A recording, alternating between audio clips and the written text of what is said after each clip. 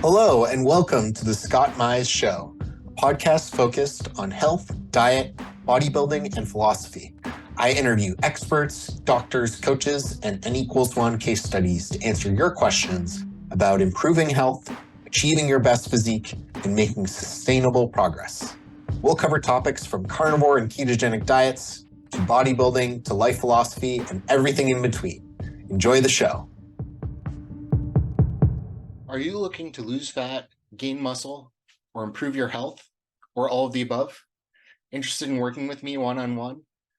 Stop spinning your wheels, because I offer personalized coaching where I can help you reach your goals, whether it be fat loss, muscle building, improving your health, or all of the above. I provide tailored nutrition, training, and supplementation advice, one or all of them together, with 24/7 ongoing support to help guide you every step of the way. You can email me at scott.mize@gmail.com. Click the link in the description of this episode to schedule your free consult call to go over your goals, answer questions with no obligation. Let's take your physique or health journey to the next level. This episode is brought to you by Optimal Carnivore. A lot of people ask me about organ meats. Do you need to eat organ meat? How do I eat organ meat? And Optimal Carnivore was created by carnivores for carnivores. They created a unique organ complex from grass-fed animals in New Zealand. It includes 9 different organs: liver, brain, heart, thymus, kidney, spleen, pancreas. And taking just 6 capsules is the same as eating an ounce of raw organ meat from the butcher. I've been personally using Optimal Carnivore for years. My wife and I use it almost every single day. It's great when I don't have fresh organs available, don't feel like eating them, don't feel like cooking them, or if I'm traveling, I know I can get a variety of super high quality organs daily. And they have lots of different products, from their beef liver product to their organ complex to their brain product and their bone and marrow product. They have excellent products filled with highest quality ingredients, and you can get 10% off your order and support the show by going to the link in the description of this episode and using the code carnivore10 at checkout. That's carnivore10 to save and support the show. Thank you. Judy Cho is returning to the podcast for the 5th time. I've had her on the show more than any other guest, and there's a good reason for that. She's brilliant, compassionate, and extremely driven to find answers for her clients and audience. If you missed our first 4 episodes, please check them out. I'll have links below. And Judy is the founder of Nutrition with Judy, a practice that helps patients and clients with a wide array of health challenges by focusing on root causes and using the Carnivore Cure's meat-only elimination diet, in addition to a lot of other things. Judy is board certified in holistic nutrition and a certified nutritional therapy practitioner. She's also the author of Carnivore Cure, Meat-Based Nutrition, and the Ultimate Elimination Diet for Optimal Health. Welcome back to the show, Judy. Thank you. I didn't realize I've been on 5 times. That's cool. Yeah. So fun. I was surprised too. I was like looking through, because before I have any guest on, I like searched through the old episodes and show notes to see what we talked about. And I was like, wow. One time was with Laura. Right. Yeah, but yeah, this is the 5th time. So you're beating Sean Baker. Thank you. It's an honor. It's always fun to talk with you. Yeah. So we were just catching up before the show, and you were like, let's hit record so we can talk about this on air, which I really appreciate. So yeah, I feel like your brand and your business and the content you're putting out has expanded so much since we last spoke. Do you want to talk a little bit about that? Yeah, I don't talk a ton about my business side just because, that's not what people follow my content for. It's more of nutrition and wellness and like, what are the new tips of the day and stuff. Yeah. But I think I joined the whole nutrition space, and you and I are both in that consulting space, or I was in that consulting space. And so everything that I've done ever in my life has always been, how do we maximize efficiencies, effectiveness? How do we get things to market that make sense, that save cost savings and such? And so I will always have that hat. I've been in that space longer than I've been in the wellness space. And when I was first joining the wellness space, it was just for me to share about carnivore because I healed so much from it. I only saw keto graphics. Nothing was carnivore. And I thought, well, carnivore needs its graphics. I have a skill set in that. And I just shared because I was on disability and I needed something else to do. And it took off, and I didn't know what I was going to do with this. I just thought, if anything, I'll go back to nutritional therapy school because I have a passion for it. I want to be able to feed my kids well. And then it just became this whole business. And as I've been in this space, I always thought other doctors or more established people would take the reins of carnivore. And I was totally willing to do the support and just, you know, for whatever reasons. And as I've been in the space longer and I've worked with a lot more carnivores in a very, very deep and I guess more root cause healing. So we get to play with a lot of the more complex cases in the carnivore space. And I just realized that if I want some stuff done, like I just might have to do it myself, right? So it's that whole, the maximum efficiency. So maybe we have to just release more studies. Maybe we have to be the ones that are going to take the front of carnivore. And I never wanted to play that role, but I just felt like I had ideas and visions of where carnivore can go. I think the way that we will truly, for example, have an imprint in people's minds of this is a legitimate diet and healing modality is if we have published studies. And I think the questionnaire from Harvard is super important and great, and it's a good step in the right direction. But people want data. People don't want, well, that was a questionnaire. It's going to be biased because people that love carnivore, and fine, that's all true, but the numbers still speak for themselves. But I think if we want to show, here's a clinical study of X amount of people that were carnivore, and here's all this, the illnesses that have improved based on their diet. Those are the things that the medical practitioners will then say, maybe I can use that as an elimination tool for people that are not fully healing in my practice. And I think that's how we can truly move the needle so that this is not just a pop culture diet and elimination diet. And so my husband and I have been working on Nutrition with Judy for a while now, and we have grown our business, and our vision is really to lead this and with other people, right? So like Dr. Baker with Rivero. And it's just, I know that this is the right tool for so many people that are sick. And it doesn't mean you have to be on it forever, but figuring out that it is a modality that medical practitioners should consider is so important to me, that we are willing to work with the one-on-ones to learn where carnivore doesn't work fully and see how we can find nuances or adjacent modalities that we can then support. But then we can also publish studies based on this stuff that we're learning. And that is where now I'm like, okay, I'll put on the business hat of we need more revenue so that we can do all these things. And so we're not the cheapest, but it's because I have visions to publish studies. And I hope that by next year, we'll publish a true carnivore study based on clinical cases. That's amazing. And yeah, I think of it not as like you're trying to get more money. It's very clear, like from hearing you speak and people who know you, you're just trying to provide as much value as possible. And you can provide more value. You can have a bigger impact with these things, with having a bigger business, having a bigger impact on studies and research. That all comes together. So that's really cool.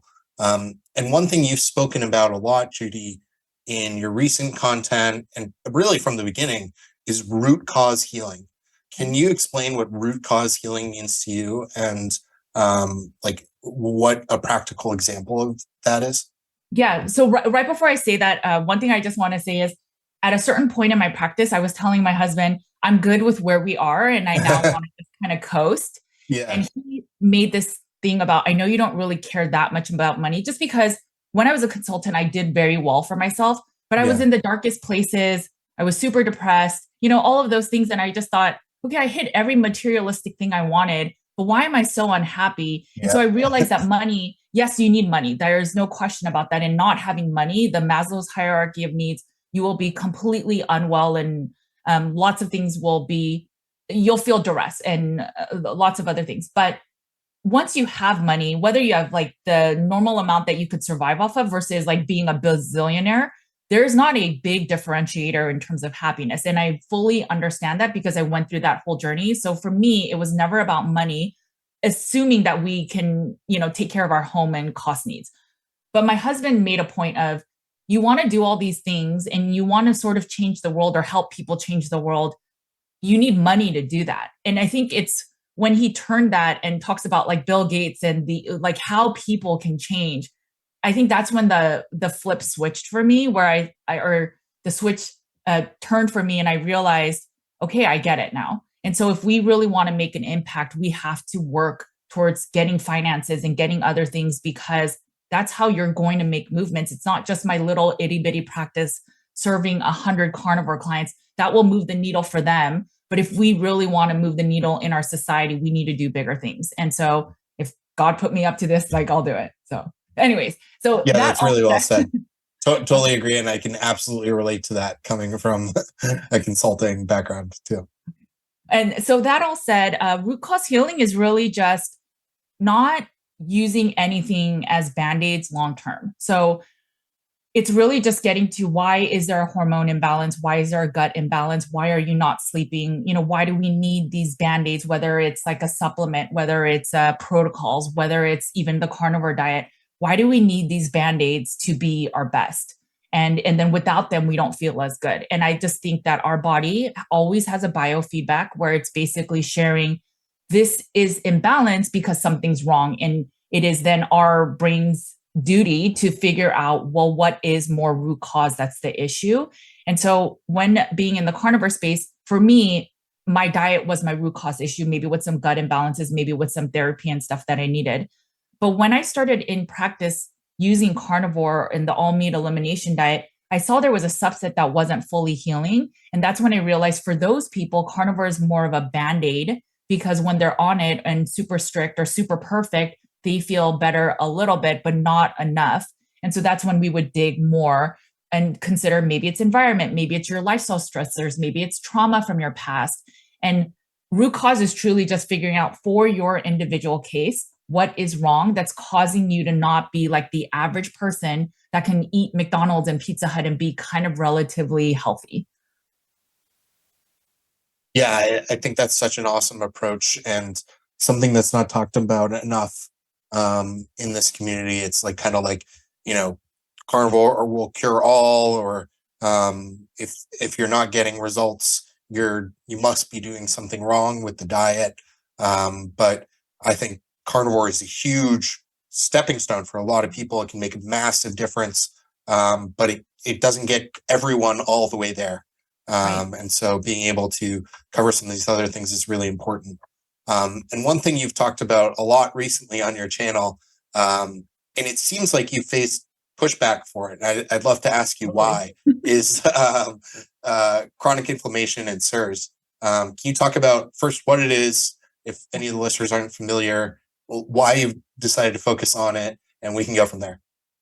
Yeah. So I think from the very beginning of being in practice and not just being on social media. So social media is where I got started, but our fundamental, what we spend most of our day on, is our clinical practice. So we share on social media what we learn in our practice. And so I think that's where, even when I wrote my book, it was just carnivore harder, right? Yes, use some supplements, get some gut healing, do these things, but carnivore should fix everything. And the thing is, it won't, not with everyone. And I really wish that was true. But when we have a subset of our community that does not heal enough through clinical practice and working with these people day in and day out, and they challenge that thought, then we can no longer stay dogmatically and say carnivore fixes everything, because it doesn't. And I can challenge anyone that says, no, you're wrong. It'll fix Lyme. It'll fix this. It'll fix that. And it's like, we have data that it doesn't. So, and it's not that our patients or our clients are not carnivoring harder or they're lying to us. It's, they have other illnesses and infections, and you cannot fix an infection with a diet. You can't. You can help calm your immune system a little bit with gut function, right? And with all the less noise of all the toxic processed foods and ultra processed foods, but you cannot fix something sometimes with just meat alone. And that's just a lot of I try to challenge a lot of the status quo, because I know it hurts my patients and our clients.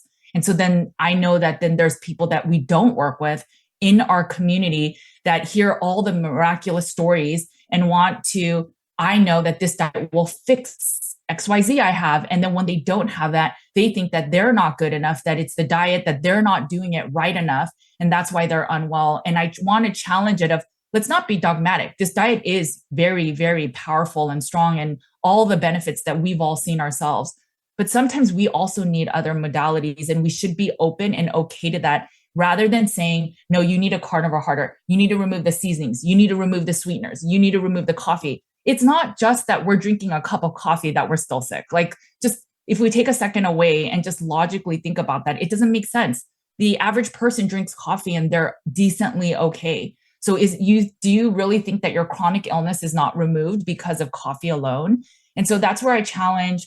We again shared things that are nuanced in our practice, and I'll get flack for it, right? So when I shared about liver and vitamin A, that was because of people in my practice and doing hair mineral tests and seeing excess copper. And so this was another one. We had a few people that did mold testing through urinary mycotoxin tests, and it's not the best test to use, but that's what got me into this rabbit hole of mold. And what SIRS is, it's chronic inflammatory response syndrome.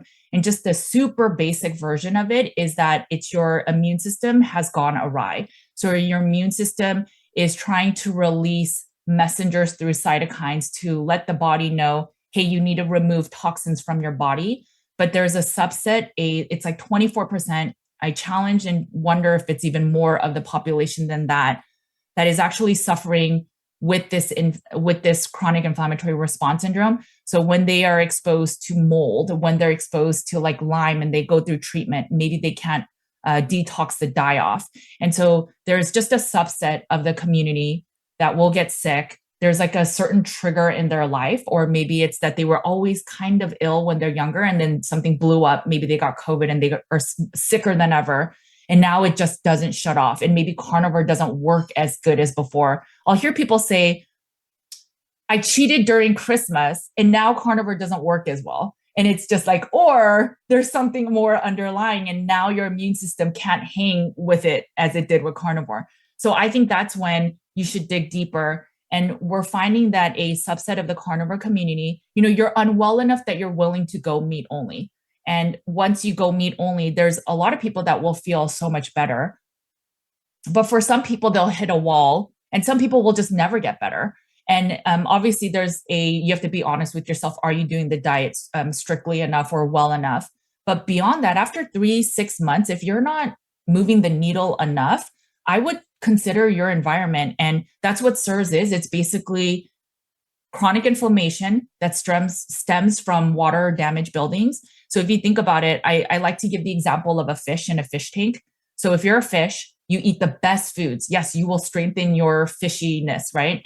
But if your water in that tank is bad, you will only be as healthy as that water in that tank.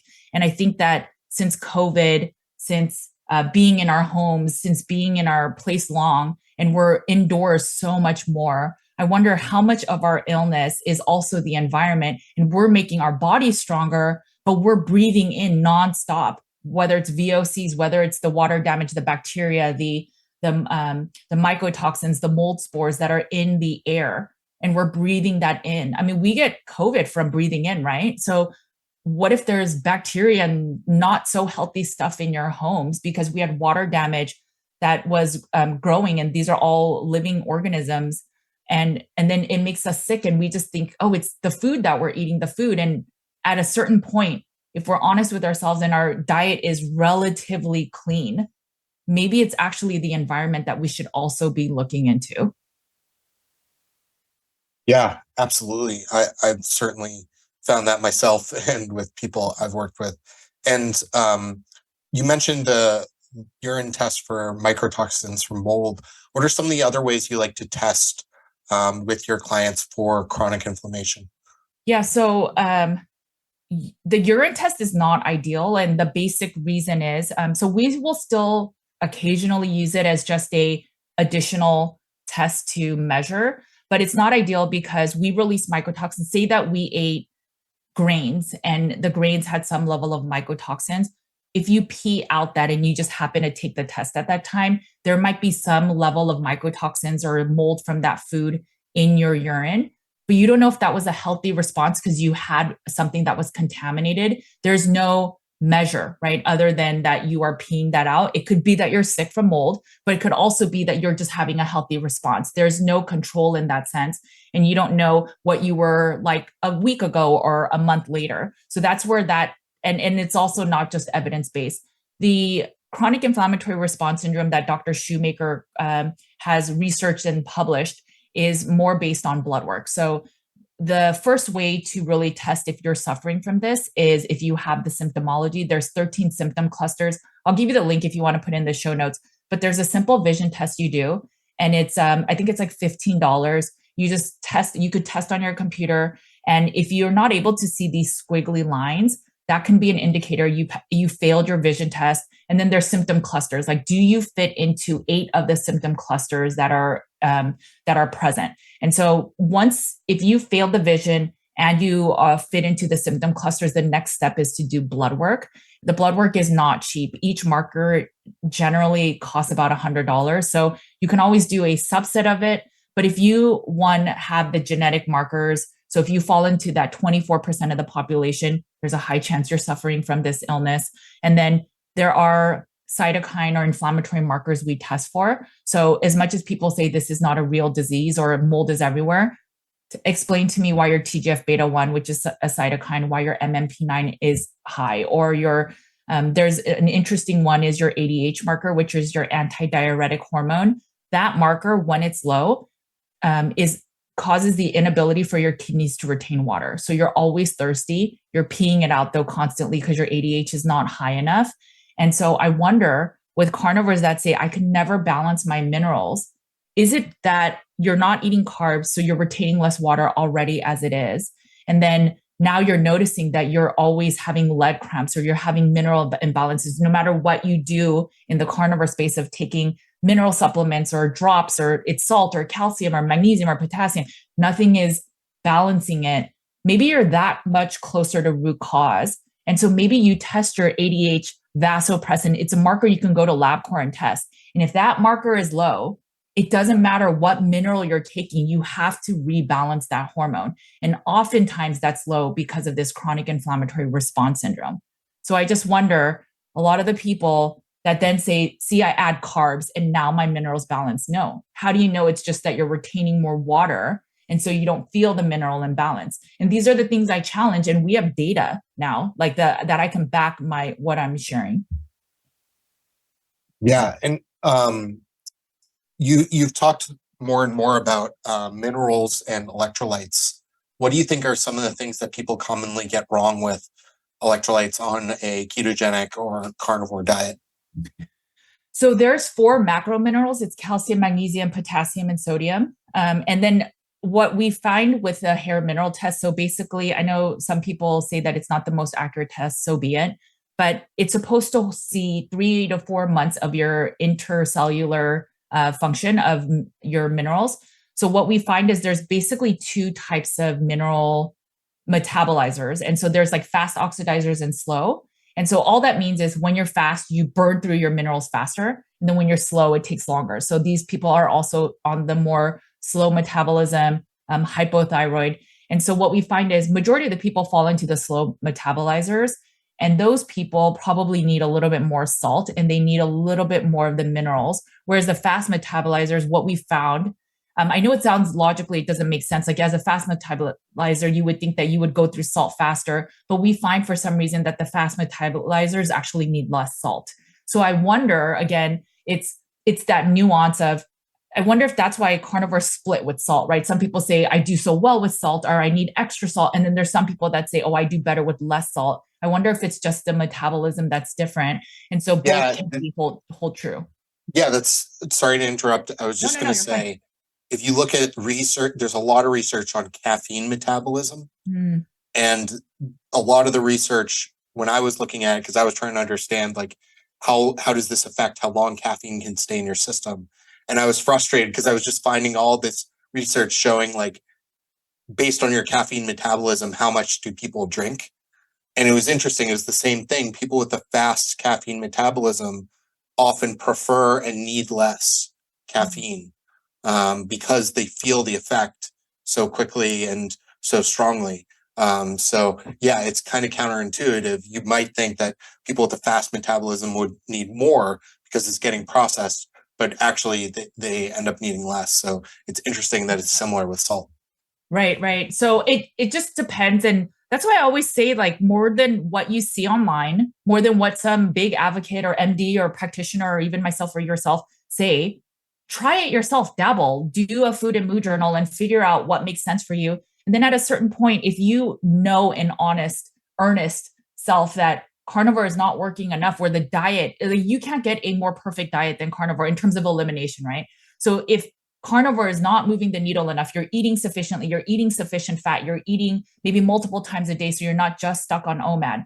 But beyond that, if it's not moving the needle enough, where your sleep, your hormones are not rebalancing, and you've given a good earnest try, I think you should look deeper. And I think it's a mistake when we say, no, no, no, this is a diet. And it's like, what if your fish tank is dirty? And that's the part that our community needs to really challenge. And I know that we really want carnivore to fix everything. And it does help a lot.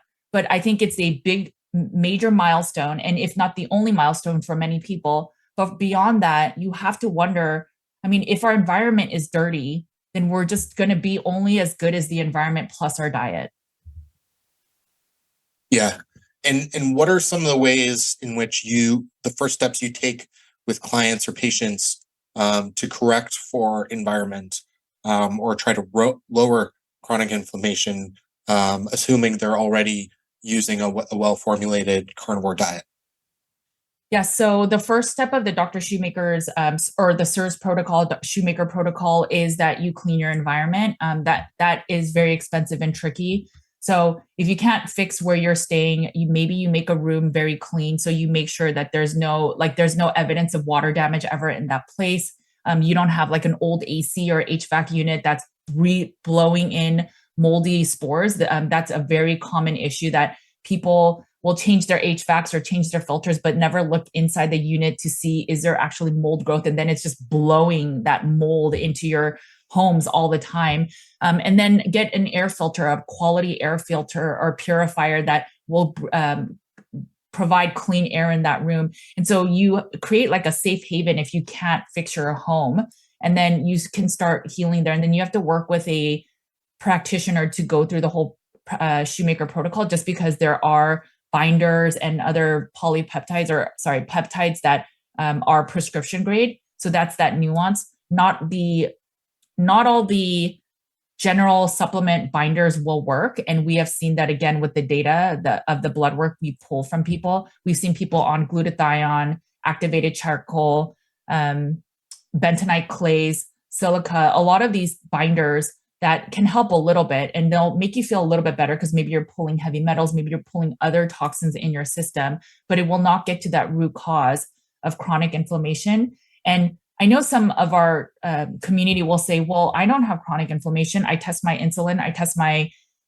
tested my CRP, and all of those are low. But that's only one side of the inflammatory or our immune system. There's a whole immune system that we don't test for often. Sometimes rheumatologists will test, for example, your TGF beta 1. That's in another immune marker. So there are other inflammatory markers that you can test. It's on my website that you can ask your doctor and they might ask you, why do you want to test this? And just say, I have inflammation and I just want to see if these cytokines are elevated. And if they are, it's likely that you're suffering from an environmental illness or an infection. Like Lyme can also increase those markers too. And it's not, even if you're on a well-formulated carnivore ketogenic diet. Yeah, I think that mold and water damage is so underappreciated and also can be so devastating to people for such a long time, because people don't often think of it, or it's not talked about a lot. And so it's something that's often takes a long time to understand the root cause. And those people are very lucky to find someone like you. But a lot of times they're not, which is very unfortunate. Yeah, I mean, we think about asbestos and DDT in our lawns, and we think about glyphosate, right? These are all sprays that when you inhale it, it's even worse. Inhaling is probably the worst.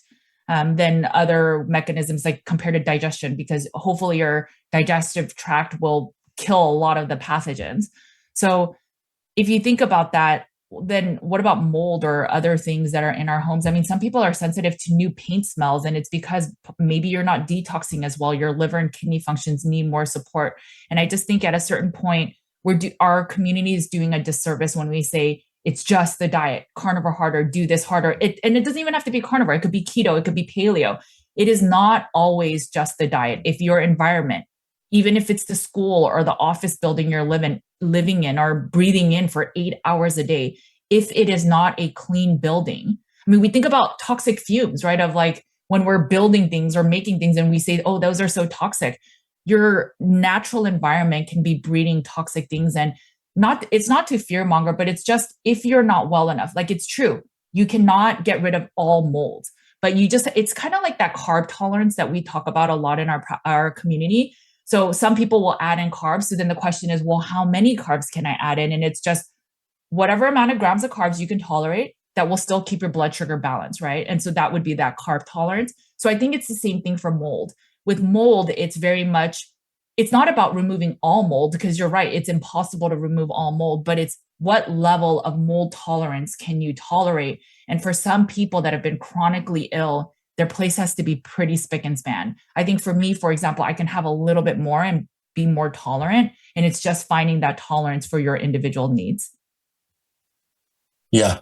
And why do you think it seems like, I haven't actually read or seen any of this, but you put out a video recently, like kind of explaining to your audience why you're focusing more on chronic inflammation and how it's not a departure from your core message and the core of Nutrition with Judy. Why did you feel the need to put that out? And have you faced like pushback about talking about SIRS? And if so, why do you think that is? I feel like I've always put out a little bit controversial information just because, it's again, I'll share what's in my practice, and it's like the golden nuggets. Those are the golden nuggets, right? You work with certain people that totally challenge the narrative that's out there. And so I think I've always had a little bit of that nuance. Either it's too complex information that I'm sharing or too nuanced. Just tell me what meat to eat and fix me, right? But that's normally not what we see in our practice. And then with SIRS, I shared so what happened was I had somebody on that was a former carnivore that then turned repeat, and then now is just like, oh my gosh, it's been the environment this whole time, right? Not the carnivore was the issue. And so in that conversation, people were just saying, oh my gosh, Judy is on this like bender for SIRS and she's obsessed with it, like move on from it. Like we don't need to know this anymore. And I totally get that. If you're not suffering from SIRS or you don't think you're suffering from SIRS, it's a avenue or a rabbit hole I'm going in that you may not feel is advantageous for you. And I just got enough. Well, normally I'll ignore the comments and I don't generally read them, but it just got to a point where I just felt like, look, there are a lot of people suffering from this. SIRS is not a cheap treatment. And if I can provide one expert's opinion and we can't afford to meet with all these different doctors, maybe it'll help the subset of my community or the subset of the people that are SIRS-y, that are sick, that can get more tips than just their doctor. So it's like a financial benefit for them, right? That I'm sharing the expert opinions. But I think for carnivores that are like, just tell me what you eat in a day or the 5 best foods for carnivore. Like, sorry, that's not the content I will be putting out. But if you want that, there's so many other good resources and I'm totally supportive of that. And so I was just trying to say, look, like I know every time I put out SIRS content, my rankings drop and I know that. And I still share it because I'm hoping to help the underserved. SIRS is not talked about enough. So it's not even carnivore. It's the other people that are suffering from SIRS or Lyme or chronic illness. If they need more support, I'm willing to do that because that is a subset of my community or our clientele. And I'm willing to help them. But I also know from a carnivore perspective, it's just like, what is this information that you keep sharing about that I don't care about? And it's just like, fine, don't care about it. Maybe you can learn about it that if you have a friend that has done carnivore because you've done it, but they're not healing, maybe their environment is bad. And now you have another solution that you can recommend. I just don't like the dogmatism. And I really am trying to have people open their eyes and be more empathetic. And I think that's the reason I shared it. It was just, I felt like I was in a rock and a hard place with the community, with the SIRS community wanting more, and then me struggling to find that balance, but just trying to like have a Dear Diary moment of like, look, this is why I'm doing it. If you don't like my content, go watch someone else's. I'm totally fine with that. But I always, like, we challenge status quo to come to carnivore. But then when we get into carnivore, then we also get stuck in this status quo. And it's like, no, we should always be challenging status quo, because one day, like Dr. Saladino was super pro strict carnivore and left. And it's because he challenged status quo, and his belief is that he needs to do whatever he's doing. But we have to say we're people, science evolves, and we have to be open and flexible and find what works for us. And if SIRS is not the thing for you, just don't watch it. And that's fine. But you don't have to put hate out there because it's not what fits your narrative. And I will always challenge that. And I'm okay if I don't have many followers because of that, because that's never what I've been standing for. Yeah. And I think, the followers you have, Judy, are the people who will stick with you and the people who see that for what it genuinely is. Because you could very easily go and make like 1,000 reels and TikToks of like the one carnivore food you're not eating, or like you're doing carnivore wrong, and just like get a ton of attention. Or like you said, the 5 foods I eat on carnivore, like over and over again. But it's clear that you're like seeking knowledge, seeking answers, trying to help people, especially trying to help people who are the most desperate and most need help. And that's really commendable. And yeah, I think it's interesting.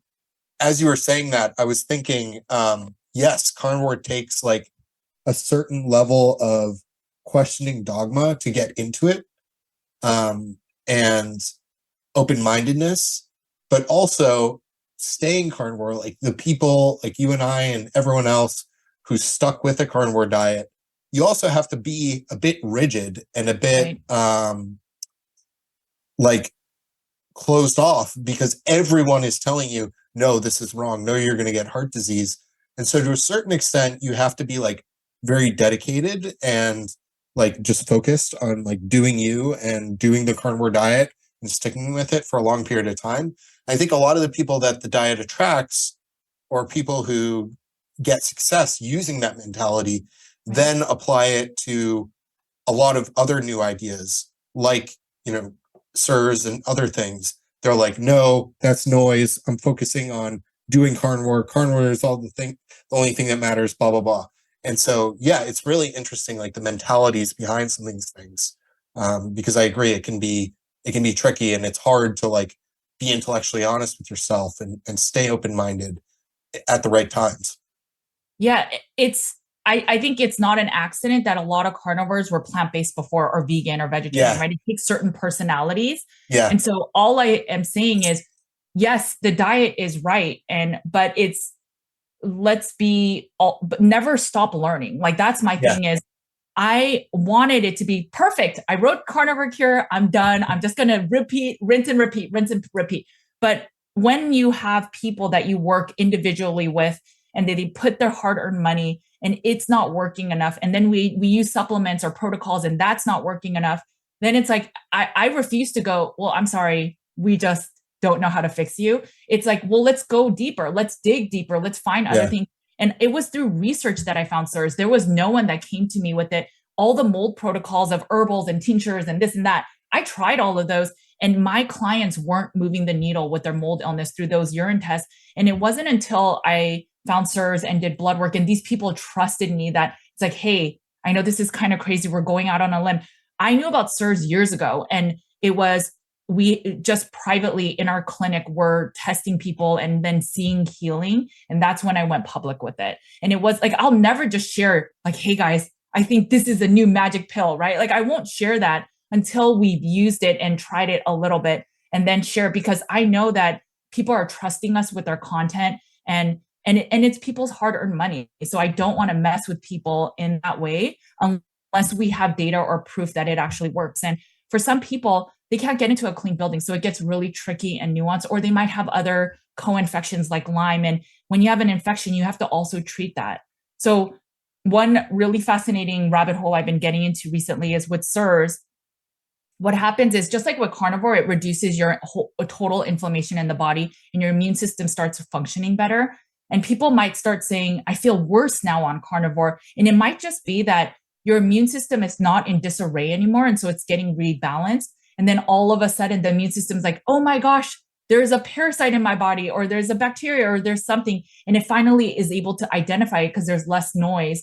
And so it might be showing you illness, because maybe if you do another stool test or some other blood work, it'll show that you do have an infection, but it's been dormant because your immune system's been so in disarray, if that makes sense. So once you do a carnivore diet, it starts showing you, or if you lose weight, right? So your fat stores a lot of toxins. So when you start reducing your weight and reducing fat cells, you might start releasing toxins that your body's like, cool, I can now remove it in my liver. And you might feel unwell, and people just think it's a diet, but there's always more than just the diet. And so what we find with then in that same thought in SIRS, sometimes a Lyme or Lyme co-infection went dormant. And then once you start balancing your immune system with SIRS, like removing the mold and removing all the cytokines, your Lyme infection will come back because your immune system finally notices it again, or it's in less dormancy. And so if you do another Lyme test at that time, it may show positive. And then you just need to do a Lyme protocol to remove that infection. So I just think healing is a multifactorial, and I know it gets complicated and people want easy, but when you're really chronically ill, these are answers that people have been literally dying to look for. Yeah. And another thing I wanted to ask you about, Judy, is in your bio, it says people's nutritionist. And you talk a lot about, you put out a ton of free content, like so much. And, even your book is very cheap and immense amount of knowledge and resources in there for people.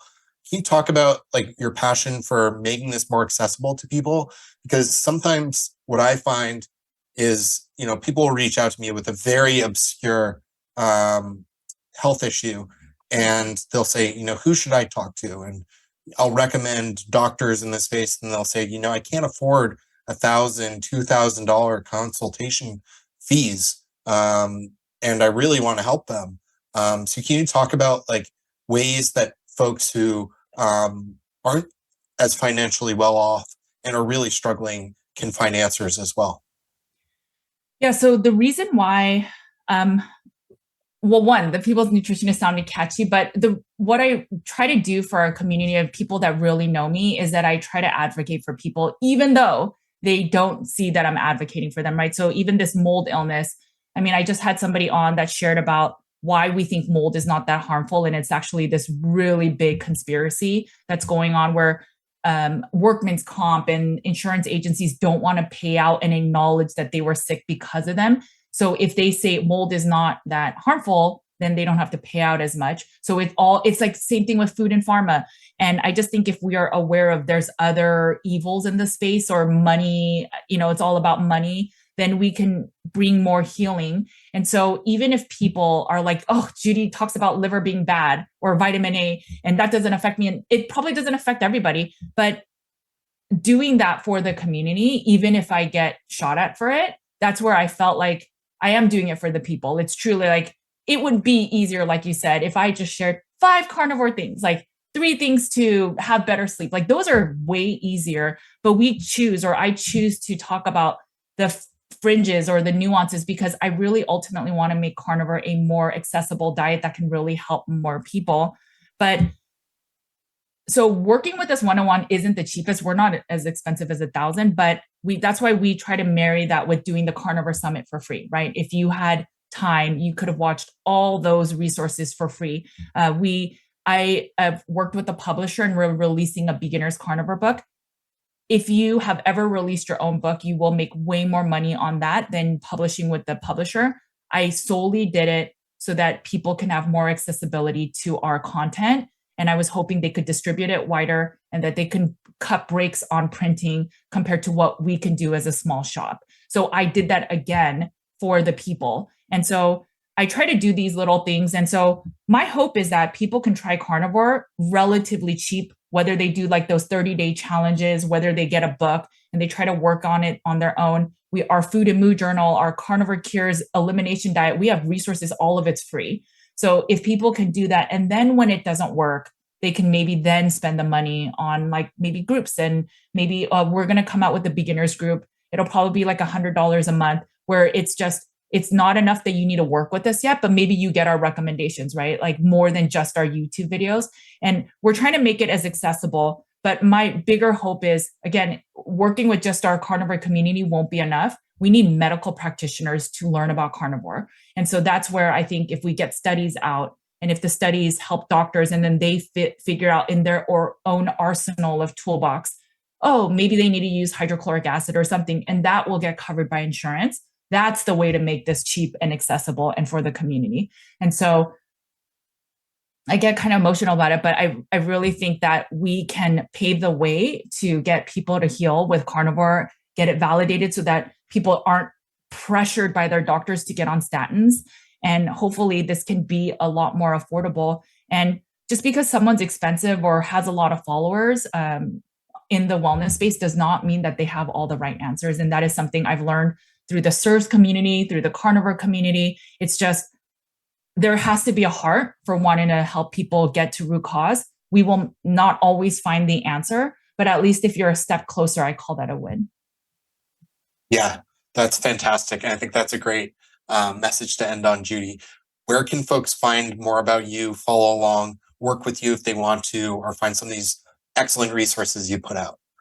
Yeah, so anything Nutrition with Judy, we're on Twitter, all the major social media platforms. I'm probably most active on Instagram and YouTube. And then our website is where you can work with us, nutritionwithjudy.com. My book is Carnivore Cure. That's carnivorecure.com. We have a food elimination database called Nutriment. It's part of Carnivore Cure. And then we're releasing a beginner's guide to carnivore. So it's a more easily accessible, there's a lot more tactical things that you can do through that beginner's guide. And that book is releasing. They said that it may actually release in November, but it's supposed to release January of 2024. Excellent. Well, I'll have links to all of that in the show notes. And thank you so much for your time today, Judy. It's a pleasure to speak with you and really, really appreciate it. Always good chatting with you. Thank you for listening to the show. You can find The Scott Mize Show on Instagram, YouTube, Facebook, and Twitter. Please leave a comment, like, review, or share the podcast with your friends or followers. It helps more people find the show.